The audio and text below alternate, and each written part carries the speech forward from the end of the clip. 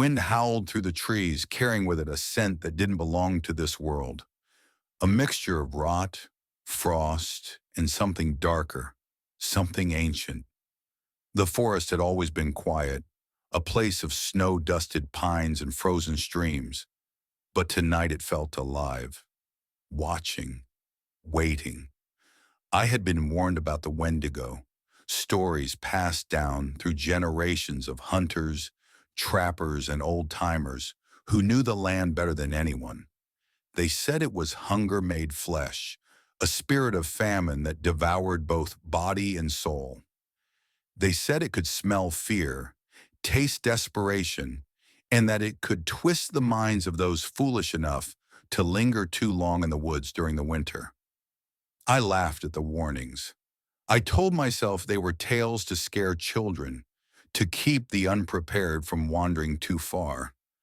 But tonight, as the moon rose pale and thin above the horizon, I knew how wrong I had been.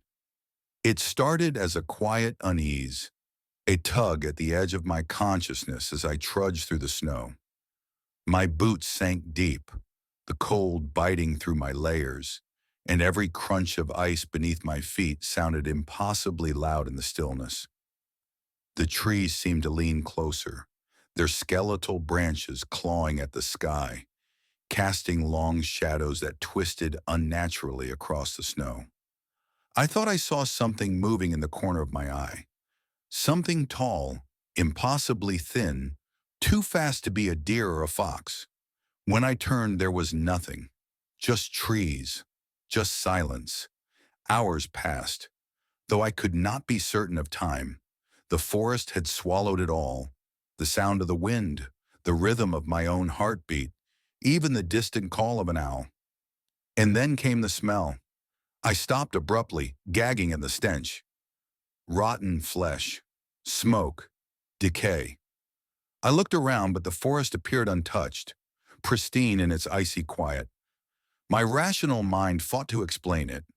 A dead animal, maybe, buried under the snow. But deep down I already knew. It was the Wendigo. I remember the old stories. It starts with hunger. Not the simple hunger of a man who has gone without food for a day, but a gnawing, endless hunger that drives a person or a spirit to madness. They said those who see it too long start to change. Their thoughts twist, their cravings grow, and if it catches them, it consumes them. I pressed on, trying to convince myself I was imagining things. The forest began to narrow, the pines crowding closer together, forming a corridor that forced me forward. My breath came out in short, ragged bursts, freezing in the air, forming little clouds of white that dissolved too quickly. And then I heard it, a sound unlike anything I had ever heard before. A whisper, low, wet, like the rustling of leaves under something heavy, but shaped into words I could not understand. I froze. Every instinct screamed at me to run, to turn back, but my legs felt like stone. The whisper grew louder, closer, circling me. I caught a glimpse, just for a second, a figure in the shadows, impossibly tall, its limbs long and thin, its eyes glowing faintly in the darkness. Its face was a hollow mask of hunger, teeth sharp and uneven, gnawed at by countless winters.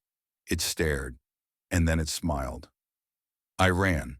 Snow flew beneath my boots, branches tore at my jacket and hair, but I did not stop.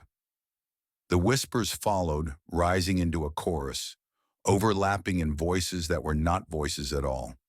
And the smell, the stench of decay, grew stronger, filling my lungs, burning my nostrils. Every time I glanced behind me, it was closer, moving faster than any human could, impossible and relentless. I stumbled into a clearing, a frozen lake under the ghostly moonlight. The ice stretched like glass, pristine, unbroken, except for one set of tracks leading away from the forest into the frozen distance. My own footprints trailed behind me, messy and half erased in the snow. And then I saw them. Prints unlike any animal. Impossibly long, clawed, twisted. Following me, circling me. The Wendigo had me. I fell to my knees, gasping, the wind ripping through my coat. The whispers turned into a shriek, high-pitched and maddening, echoing off the trees, shaking my very bones. And then, the silence. A stillness so complete it was worse than the screaming. I looked up, and it was there, looming over me, taller than the tallest pine, its face a grotesque mask of hunger and rage. It spoke, though not in words I could understand.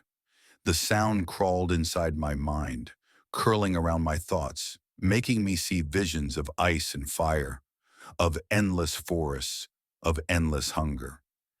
And I understood. The Wendigo was not just a creature. It was a curse, a warning, a hunger that could never be sated. It was the winter itself made flesh. I ran again, but the forest seemed endless.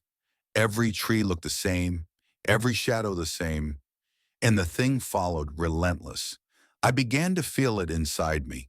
The gnawing emptiness, the twisting hunger, the way it fed on fear and desperation.